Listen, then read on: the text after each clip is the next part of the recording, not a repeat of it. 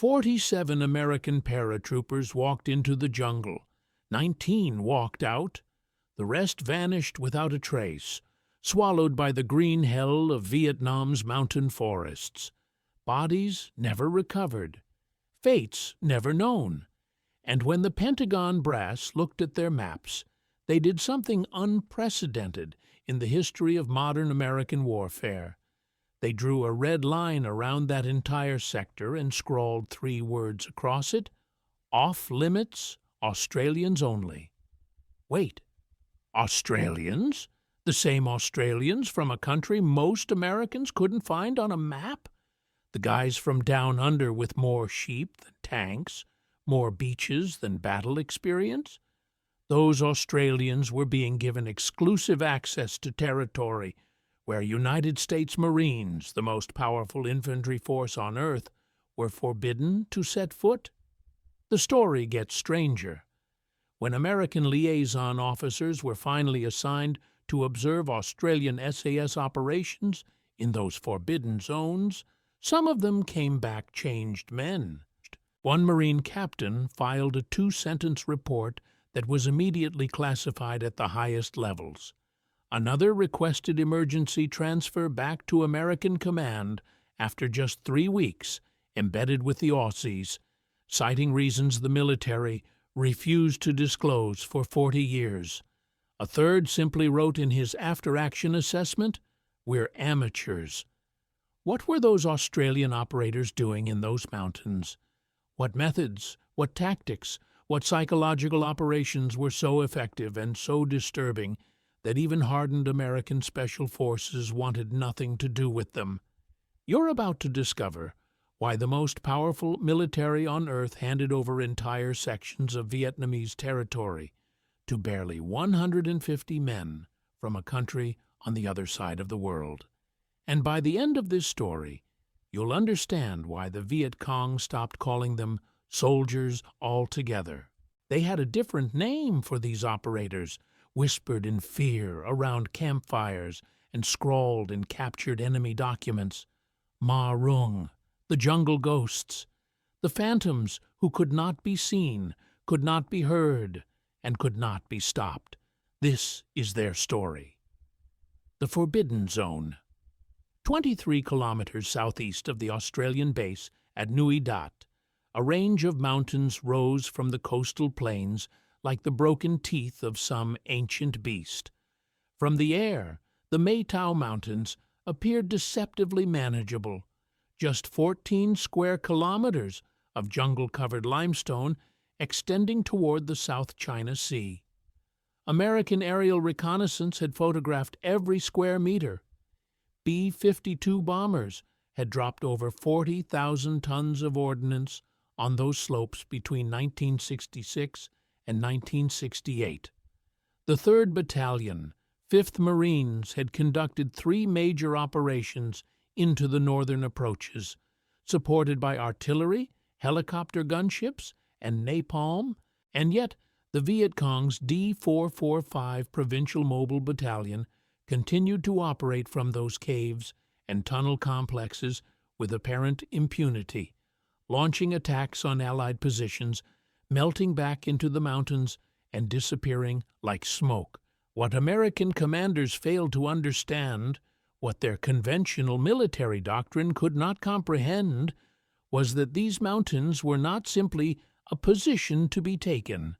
They were a living organism, a network of underground rivers, limestone caverns, and tunnel systems that had been expanded and fortified for over 2 decades. The Viet Cong had not merely dug into these mountains, they had become part of them, as much a feature of the terrain as the trees themselves. But the true mystery, the one that would consume American military intelligence for the next 3 years, went deeper than tunnels and caves. In March of 1967, a company from the 173rd Airborne Brigade attempted a sweep-and-clear operation through the eastern approaches of the Maytao Range. These weren't green recruits. They were paratroopers, elite airborne infantry, who had jumped into hostile drop zones from Korea to the Dominican Republic. They moved in full company strength, 147 men with air support on standby and artillery pre-positioned to rain fire on any enemy position they encountered. What happened over the following 72 hours would result in the operation being classified at the highest levels of Military Assistance Command Vietnam. 47 American paratroopers entered that jungle. 19 walked out. The other 28 had not been killed by conventional ambush or booby traps. They had simply vanished. The official after-action report attributed the losses to enemy action and complex terrain. The unofficial assessment, circulated only among senior intelligence officers, told a different story. The Viet Cong had not fought the Americans. They had hunted them systematically, patiently, one by one, pulling men from their patrol lines without a single shot being fired, without the soldiers 10 feet away, even knowing their comrades were gone, until they turned around and found empty space where a man had been walking moments before. This was the moment when MACV Command made a decision that would remain buried in classified archives for over 4 decades. The Maytao Mountains and surrounding sectors were declared off-limits to American ground forces, but the problem remained acute. D-445. Battalion continued launching attacks from their mountain sanctuary, and someone had to deal with them. Enter the Australians, the sheep farmers who became phantoms. To understand why the Pentagon turned to a force of barely 500 men to accomplish what 20,000 Marines could not, you must first understand the peculiar nature of the Australian military presence in Vietnam. The first Australian task force had arrived in Phuoc Tuy Province in 1966 with a mandate that differed fundamentally from American operational doctrine.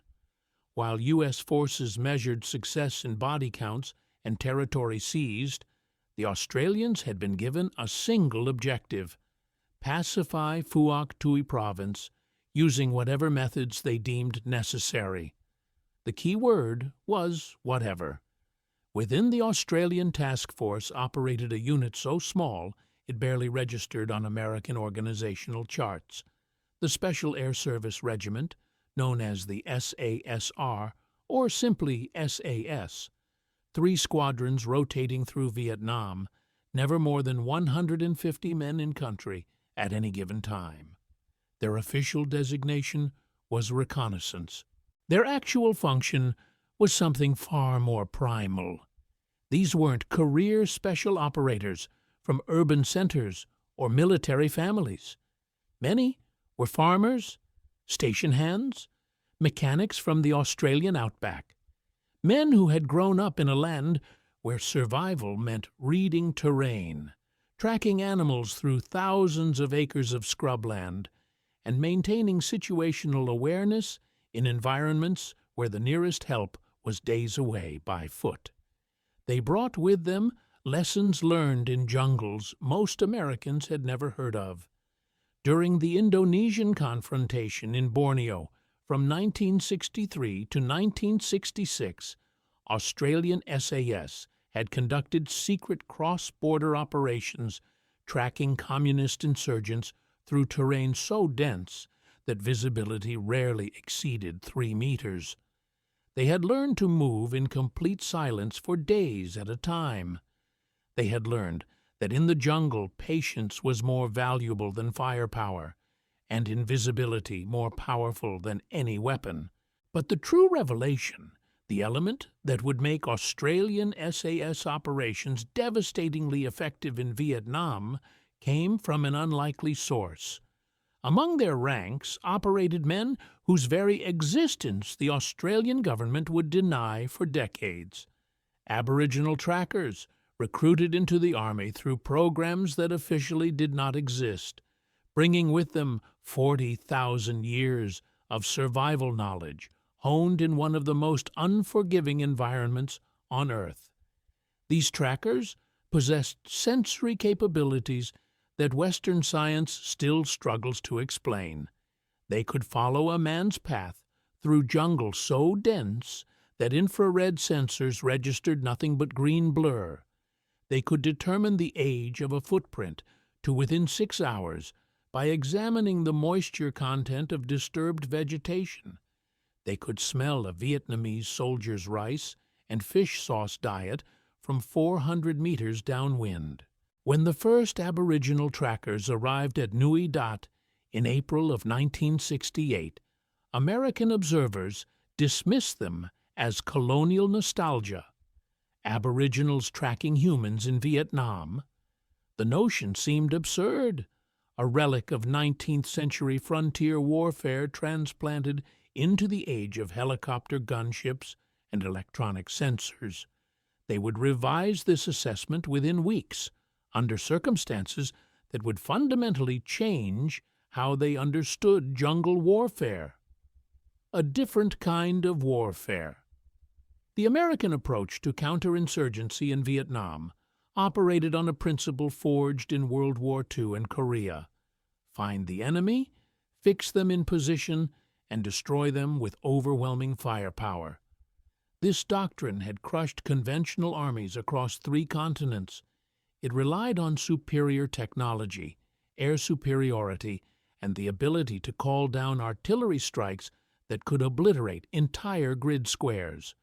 In the triple canopy jungles of Southeast Asia, it had one fatal flaw. You cannot destroy what you cannot see. The Viet Cong understood this intimately. They had studied American tactics for years before the 1st Marine Battalions waded ashore at Da Nang. They knew Americans moved in large units, made noise, followed predictable patterns, and relied on artillery and air support to compensate for tactical limitations. Against such an enemy, the jungle itself became the ultimate weapon.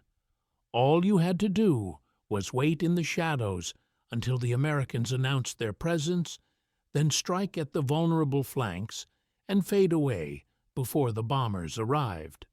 Australian SAS doctrine inverted every assumption of American warfare.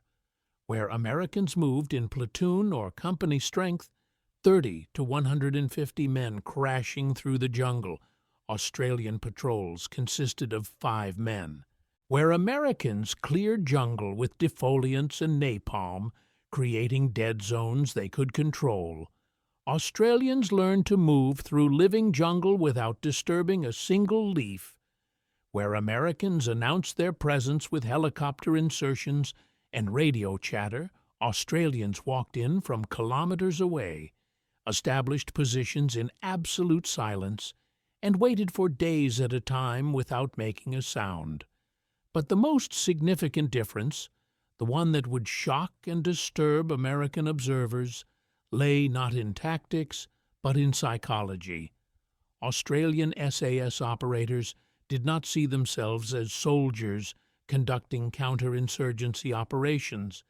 They saw themselves as hunters, and in hunting there is no such thing as a fair fight. The first documented American observation of Australian SAS methods occurred on June 15, 1968, when Captain James Morrison, a MACV liaison officer, accompanied a 5-man Australian patrol into the northern approaches of the Maytau Mountains. What he recorded in his classified after-action report would eventually reach the desk of MACV Commander General Crichton Abrams himself, and the contents would spark debates that continue in military circles to this day. The patrol. The patrol departed Nui Dat at 0300 hours, moving on foot through 8 kilometers of rubber plantation before reaching the jungle fringe. Morrison noted immediately that the Australians moved differently than any American unit he had served with. There was no talking, no hand signals, no sound whatsoever. The patrol leader, a sergeant from rural Queensland named Williams, communicated through a system of touches. A hand on the shoulder meant stop, Pressure on the arm indicated direction, signals so subtle that Morrison, walking just meters behind, missed half of them in the pre-dawn darkness. By first light, they had covered 12 kilometers and established a position overlooking a trail intersection that intelligence suggested served as a courier route for D-445 Battalion. What happened next would form the centerpiece of Morrison's report and haunt his sleep for years afterward. The Australians did not set up a conventional ambush. They did not dig fighting positions or establish fields of fire. Instead, 4 men melted into the undergrowth on either side of the trail with movement so slow and deliberate they seemed to be moving in geological time. The 5th man, an aboriginal tracker Morrison knew only as Harry, moved forward to examine the trail itself. For 20 minutes, Harry studied that path. He lowered his face to within centimeters of the ground, sniffing the earth.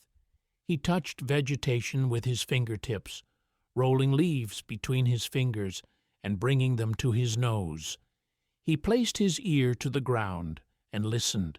To Morrison, watching from 10 meters away, it looked like mysticism, like some ancient ritual that had no place in modern warfare. When Harry returned to the patrol leader, he communicated something in a whisper so soft Morrison could not hear it, despite being less than 2 meters away. Williams nodded, and the Australians began repositioning with that same impossibly slow movement, each man taking 15 minutes to move 3 meters into a new position. Then they waited. For 11 hours they did not move, did not speak, did not make a sound. Morrison, trained in American reconnaissance techniques, found the silence almost unbearable. He wanted to ask questions, to confirm the plan, to understand what they were waiting for. But the Australians' absolute stillness, their complete focus, kept him frozen in place. At 14:30 hours, a 3-man Viet Cong courier team walked directly into the kill zone. The engagement lasted 4 seconds. The lead courier stepped on a pressure-release detonator connected to a claymore mine the Australians had positioned during their 11-hour wait. The explosion was immediately followed by a burst of automatic fire so precisely controlled that each bullet found its target. 3 enemy eliminated. 0 Australian casualties. 0 shots fired that could be heard beyond a 50-meter radius. But this was not what disturbed Morrison. What disturbed him came after. Standard American doctrine called for immediate extraction following contact with enemy forces. Get in, hit hard, get out before reinforcements arrive. The longer you stay in one place, the more vulnerable you become. The Australians operated under no such constraints.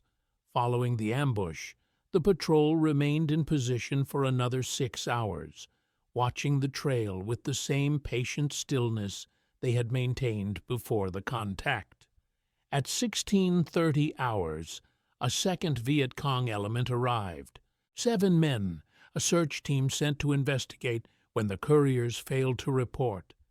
They found the bodies of their comrades arranged in a pattern that Morrison would later describe in his classified report as ritualistic. The 3 dead couriers had been positioned sitting upright against trees, their eyes open, their weapons placed across their laps as if they were resting. A playing card, the ace of spades, had been tucked into each man's collar. Morrison watched from concealment as the search team discovered this scene. Even from 50 meters away, he could see the terror in their movements, the way they clustered together rather than spreading out in proper tactical formation. The frantic gestures as they attempted to comprehend what had happened. One soldier vomited. Another began firing blindly into the jungle, emptying his magazine at shadows and ghosts. The Australians watched all of this, They did not engage. They simply observed as the Viet Cong collected their dead and retreated at twice the speed they had arrived, abandoning all pretense of tactical discipline, running like men fleeing from demons. Morrison's report concluded with a single observation. Australian SAS does not conduct ambushes. They conduct psychological warfare operations using enemy bodies as the primary medium of communication. Effectiveness unprecedented.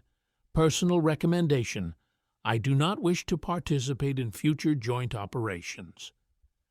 The hunt over the following 4 months, Australian SAS conducted 17 long-range reconnaissance patrols into the Maytao Mountains. Operating in 5-man teams, they penetrated deep into territory the Viet Cong considered secure, moving through enemy-controlled zones for periods of up to 3 weeks, without resupply, without extraction, without communication, except for brief radio bursts every 72 hours to confirm they were still operational. The intelligence they gathered filled over 3,000 pages of classified reports, detailed maps of tunnel networks, cave systems, supply routes, and personnel movements, information so precise that conventional forces could plan operations with unprecedented accuracy. But more significantly, their presence inside the Forbidden Zone had an effect that no amount of bombing could have achieved. The Viet Cong began seeing ghosts. It started with sentries reporting movement that left no trace. Guards would hear sounds, a single snapped twig, a rustle of vegetation, but find nothing when they investigated. Patrol routes that had been used safely for years suddenly became death traps, with soldiers disappearing during routine movements. Water collection points that had been considered secure were found booby-trapped, the traps so cunningly placed that they seemed to have materialized from thin air. The D445 Battalion's operational log from this period, captured after the war, reveals a unit descending into collective paranoia. Entry from November 3rd. 3 comrades failed to return from water collection. Search found no bodies, no blood, no evidence of contact. Political officer suspects desertion. Commander believes otherwise. Entry from November 7th. Sentry Position 4 reported presence in jungle at 0200. Flare illumination revealed nothing. Sentry found at dawn. Throat cut. No sound heard by adjacent positions 15 meters away. Entry from November 12th. Movement restricted to daylight hours only. Commander requests reinforcement from the 274th Regiment. Request denied. Area considered secure from American operations. But the area was not secure from Australian operations. And what D445 Battalion did not know, could not comprehend, was that the men hunting them had learned their craft not from military academies, but from trackers whose ancestors had been pursuing prey through hostile terrain since before the pyramids were built. The Aboriginal trackers had identified 17 separate runs through the jungle. Animal trails, essentially, but made by humans. Habitual paths used by Viet Cong personnel moving between cave complexes, following the paths of least resistance through dense vegetation. Like game trails in the Australian bush, these runs represented the accumulated wisdom of hundreds of movements, the most efficient routes from point A to point B. And, like any hunter, the trackers knew that the best place to wait for prey was along these runs. The Australians did not attempt to close every path or ambush every movement. That would have been inefficient, would have revealed their presence, and allowed the enemy to adapt. Instead, they selected 2 or 3 high-value runs and turned them into killing grounds, striking unpredictably, and then withdrawing before the enemy could respond. The effect was not measured in body count, though Australian kill ratios in the Maytao would eventually reach 17-1, but in psychological degradation. By December of 1968, D445 Battalion had effectively ceased offensive operations. Their strength had not been significantly reduced. Their supplies remained adequate. Their weapons were functional, but their will had been broken by an enemy they could not see, could not understand, and could not fight. The philosophy? This brings us to the central question that American military historians have debated for decades. Why were Australian methods so effective where American methods had failed? The answer lies not in technology or training, but in philosophy. American military doctrine of the 1960s was built on an assumption forged in World War II. Superior firepower equals superior results. More bullets, more bombs, more helicopters, more troops. If something isn't working, add more of it until it does. This was the doctrine of industrial warfare, of overwhelming the enemy with material superiority. Australian doctrine emerged from a different tradition entirely, the tradition of small wars, colonial policing, and frontier survival. The Australian military had spent a century operating on the margins of empire, fighting enemies who could not be overwhelmed with firepower because there was no firepower available to overwhelm them with. The Boer War, the Malayan Emergency, the Indonesian confrontation. In each of these conflicts, Australian forces had learned that patience, fieldcraft, and psychological manipulation could achieve results that artillery barrages could not. They had learned to think like their enemies, to move like their enemies, and when necessary, to become more terrifying than their enemies. But there was something else, something that American observers struggled to articulate. The Australians seemed to approach jungle warfare with a different emotional register entirely. Where American soldiers often displayed anxiety, frustration, or fear in the bush, Australian SAS operators appeared almost comfortable. They moved through triple canopy jungle the way a farmer moves through his own paddock, with familiarity, with confidence, with an almost proprietary sense of ownership. Captain Morrison's final report, submitted in January of 1969, after his tour with Australian forces ended, attempted to capture this difference. He wrote, "American soldiers fight in the jungle. Australian SAS operators live in the jungle. This is not a tactical distinction. It is a fundamental difference in how they conceptualize their relationship with the environment. The jungle is not the enemy's weapon, it is theirs." This was the revelation that American Special Operations would spend decades attempting to replicate, with mixed success, the understanding that in unconventional warfare, the environment itself could be weaponized, but only if you were willing to become something other than a conventional soldier. The transformation of ordinary Australians into jungle phantoms did not happen by accident. It was the product of a selection and training process so brutal that American observers who witnessed it recommended against attempting replication in U.S. forces. Australian SAS selection began not with physical tests, but with psychological evaluation. Candidates were assessed for a specific personality profile: high pain tolerance, low need for social validation, above-average pattern recognition, and what psychologists termed predatory patience, the ability to remain motionless for hours while maintaining complete situational awareness, the willingness to act with explosive violence after extended periods of inactivity, the capacity to function independently in environments where help was days away. Only 1 in 12 candidates who began selection completed it. Those who passed entered a training program that lasted 18 months, 3 times longer than U.S. Army Special Forces training of the same era. And a significant portion of that training took place not in jungle warfare schools, but in the Australian outback, learning tracking techniques from Aboriginal instructors whose methods had never been written down, had never been formalized into doctrine, existed only as knowledge passed from one generation to the next for 40,000 years.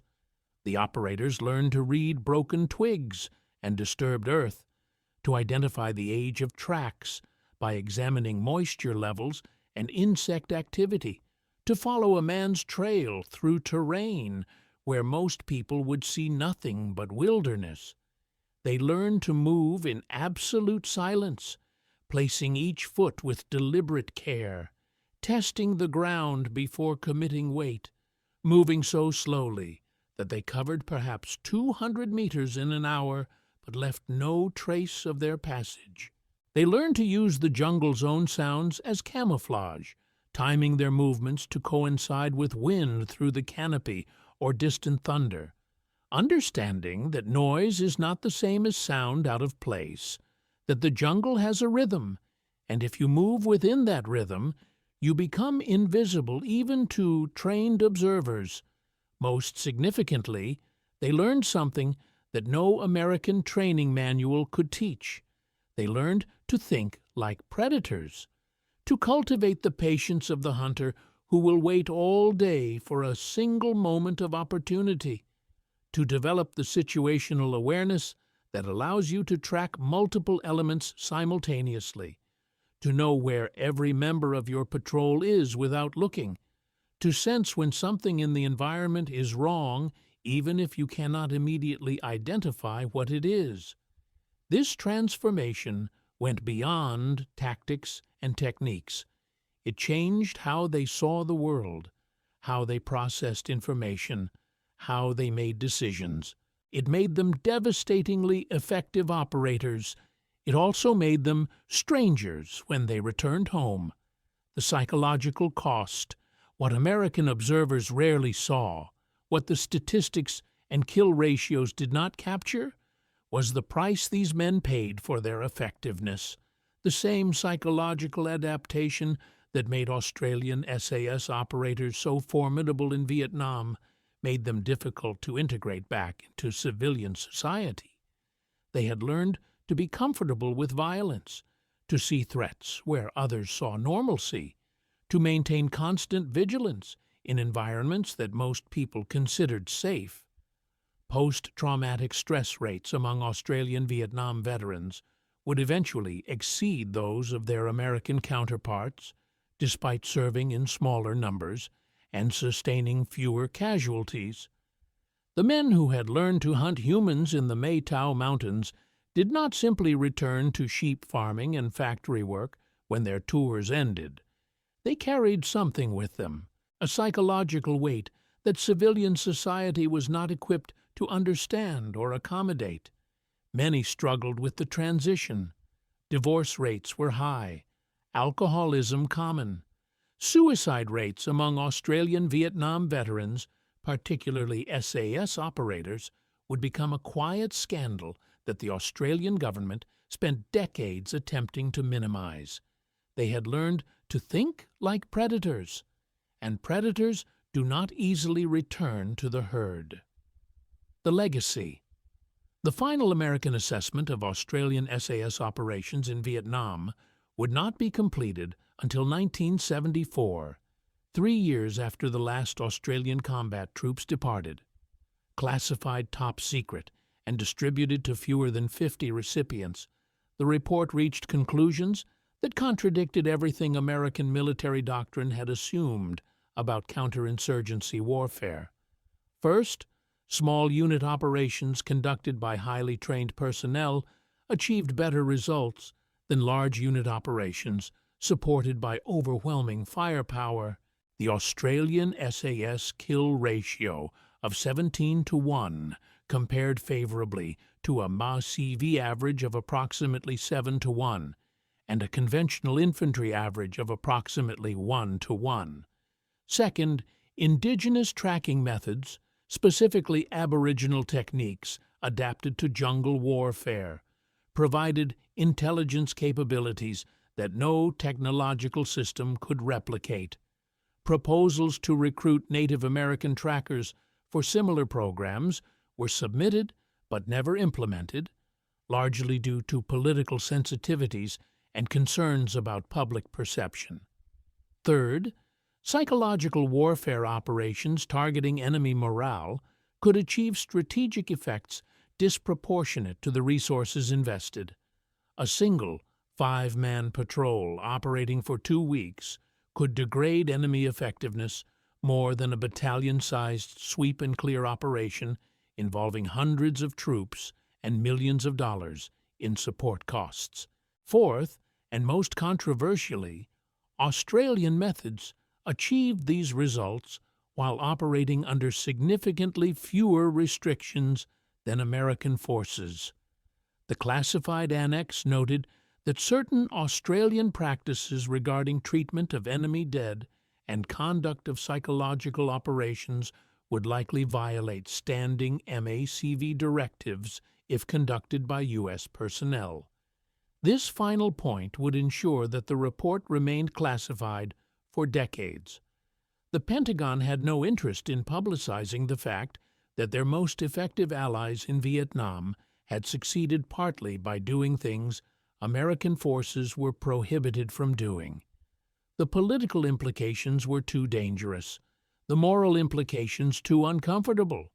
Better to let the Australian contribution fade into historical obscurity, remembered only by the veterans who had served alongside them and the few intelligence officers who had witnessed their operations firsthand.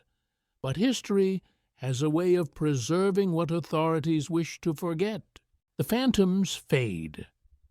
In the decades following the Vietnam War, fragments of the Australian SAS story began emerging through veteran memoirs, declassified documents, and academic research.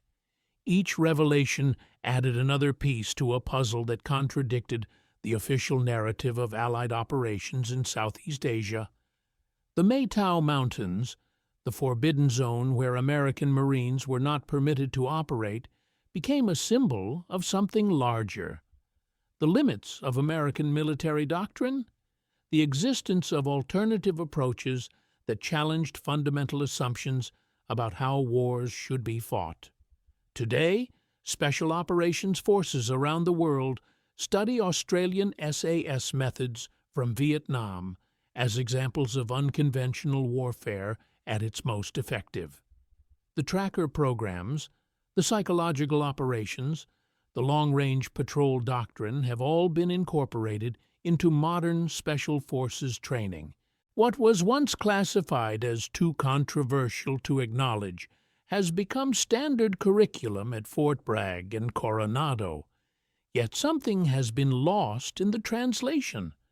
Modern special operations can replicate Australian tactics. They can teach men to move silently through jungle, to track enemy movements, to conduct ambushes with devastating efficiency. They struggle to replicate Australian psychology, the transformation that turned sheep farmers into jungle phantoms, the willingness to become something other than conventional soldiers, the understanding that effective hunting requires becoming a hunter, not just in training, but in your soul. The Aboriginal trackers who served with Australian SAS in Vietnam returned to their communities and never spoke about what they had done. When researchers attempted to interview them for academic studies of Aboriginal contributions to the war effort, most refused. One tracker, when pressed by a persistent historian, reportedly said, "That knowledge belongs to the jungle. It stays there." The Australian officers who commanded SAS squadrons in Vietnam continued their military careers, but many carried the weight of what they had done and what they had ordered done. Their classified lectures on jungle warfare methodology remain required reading at the Australian Defence Force Academy.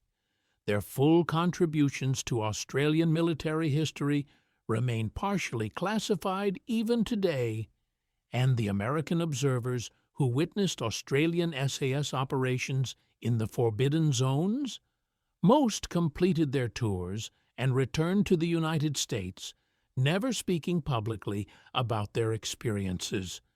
Their after-action reports survived in classified archives, testament to methods that American military doctrine was not prepared to adopt and Australian authorities were not prepared to fully acknowledge. Captain James Morrison, the May-CV liaison officer who had accompanied that first patrol into the Maytau Mountains, completed his tour with Mac Sogg and returned home. He never discussed what he had seen with the Australians, but in the margins of his classified report, barely legible, he had written something that captured the essence of what made Australian SAS operations so effective and so disturbing. They are not soldiers in the conventional sense. They are something we have no doctrine for, no training to replicate. They are hunters who have learned to think like their prey, move like their prey, and become more terrifying than their prey. The jungle does not hide them. They have become part of it. And that transformation cannot be taught. It can only be lived. The question that remains: 580 men served with Australian SAS in Vietnam. They conducted over 1,100 patrols, killed at least 500 enemy troops, and achieved a kill ratio that remains unmatched in the history of the conflict. They operated in areas Americans had declared off-limits. They used methods that made even hardened Special Forces operators uncomfortable. They became ghosts in the jungle, phantoms who struck without warning and disappeared without trace. And the Viet Cong, who had faced American Marines, U.S. Army infantry, Navy SEALs, and Green Berets, gave them a name that captured both respect and terror: Ma Rung, the Phantoms of the Jungle. The question that haunted American military intelligence for decades was not whether Australian methods were effective. The evidence was overwhelming. The question was whether those methods could be ethically justified, whether the psychological cost to the operators was acceptable, whether modern militaries should create warriors or hunters. That question remains unanswered. Modern special operations forces have adopted many Australian techniques, but the transformation those techniques required, the psychological adaptation that made men comfortable hunting other men through the jungle for weeks at a time, remains controversial. Perhaps some knowledge does belong to the jungle. Perhaps some transformations cannot and should not be replicated. Perhaps there are limits to what we should ask soldiers to become, even in pursuit of military effectiveness. Or perhaps the lesson of the Australian SAS in Vietnam is simpler and more disturbing. Perhaps war fought in the shadows, in the jungles and mountains away from conventional battlefields, requires something different than conventional soldiers. Perhaps it requires men willing to become something other than human, at least for the duration of their service. The Viet Cong called them phantoms. Their own officers called them hunters. American observers called them disturbing. But none of these terms quite captured what Australian SAS operators had become in the jungles of Vietnam. They were men who had learned to see war not as a military operation, but as a hunt. And in hunting, the rules are different. In hunting, you become predator or prey. There is no middle ground. The American military chose to remain soldiers. The Australians chose to become hunters. And in the jungles of Vietnam, where visibility rarely exceeded 3 meters, and conventional tactics meant death, that choice made all the difference. The phantoms of the jungle have faded now, returned to civilian life or passed away. The forbidden zones have been reclaimed by nature. The tunnel networks and cave systems of the Maytao Mountains stand empty, slowly collapsing as time does its work. But the lessons remain, preserved in classified reports and veteran memoirs, in the nightmares of those who served and the silence of those who choose not to speak. Lessons about the nature of unconventional warfare, about the limits of conventional doctrine, about the price men pay when they learn to hunt other men. And somewhere in those lessons lies a truth that military establishments have never been comfortable acknowledging.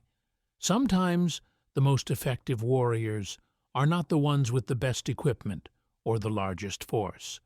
Sometimes they are the ones willing to transform themselves into something the enemy cannot understand, cannot predict, and cannot defeat. The Australian SAS in Vietnam were not better soldiers than the Americans. They were something else entirely. And that difference, that willingness to become something other than conventional soldiers, made them the most feared enemy the Viet Cong ever faced. Ma Rung, the jungle ghosts, the phantoms who taught a superpower that there are some battles firepower cannot win, some enemies technology cannot defeat, and some truths about warfare that no amount of conventional wisdom can prepare you for. Their story is not about weapons or tactics. It is about transformation, about men who went into the jungle and came back changed, about hunters who learned that to defeat an enemy in their own environment, you must become part of that environment, about the price of effectiveness when effectiveness requires sacrificing pieces of your humanity. And perhaps that is why the story remained classified for so long, not because it revealed tactical secrets or operational methods, but because it revealed a truth more uncomfortable than any military establishment wants to acknowledge. In unconventional warfare, in the shadows where rules blur and conventional approaches fail, victory does not go to the strongest or the best equipped. It goes to those willing to transform themselves into whatever the situation requires, even if that transformation leaves scars that never fully heal, even if it means becoming something you can never completely come back from. The Australians understood this. The Americans did not. And in the jungles of Vietnam, that understanding made all the difference between becoming a casualty statistic and becoming a phantom that even the Viet Cong feared to face. This is why they gave that territory to the Australians. This is why American Marines were forbidden from entering zones where Australian SAS operated freely. Not because the Australians were better soldiers, but because they had become something more than soldiers, something the enemy had no defense against. Hunters in human form, ghosts in the jungle, Ma Rung. And that, more than any kill ratio or operational success, is why the U.S. Army both respected and hated the Australian SAS in Vietnam. They had found an answer to unconventional warfare that American doctrine could not accept and American ethics could not endorse. They had become effective by becoming something Americans were not willing to become. The phantoms have faded, but their legacy remains, a reminder that in war, as in hunting, the most important choice is not what weapons you carry, but what you are willing to become to win.